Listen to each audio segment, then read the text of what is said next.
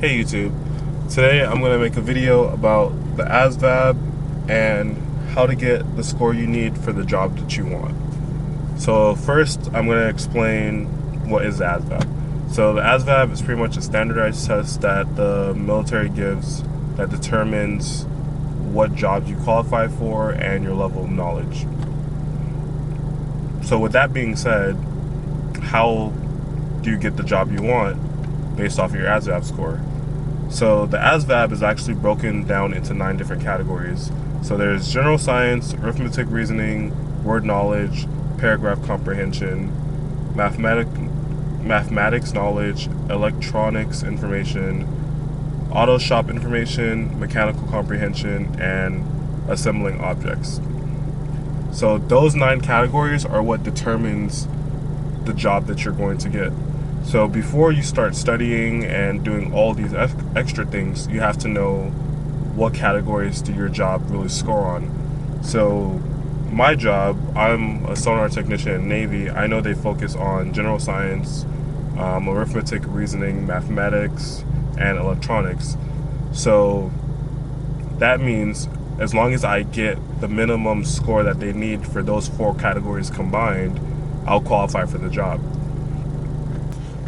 Alright, so with that being said, you're probably wondering, alright, now that I know my scores that I need for whatever job I want, how do I study?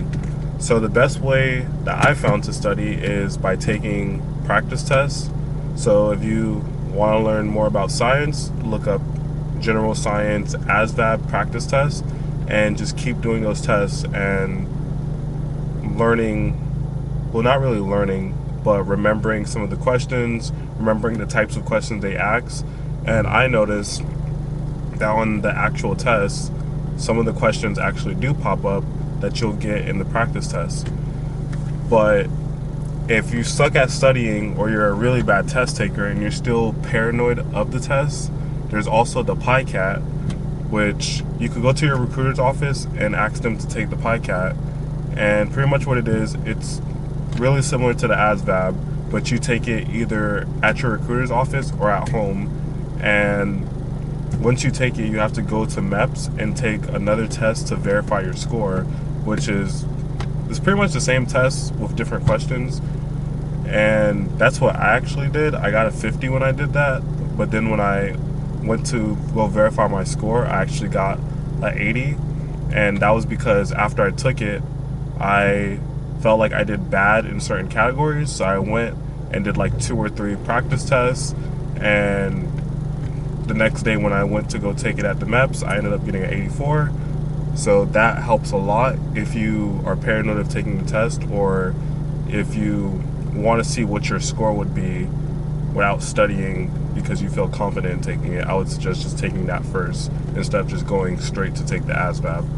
Whatever route you take, just remember not every category is going to count towards the job that you want. So if you're taking the test and you're getting super stressed out and you know you're doing really bad in this category, it's not really going to affect the job you want if it's not a category that's listed on their website.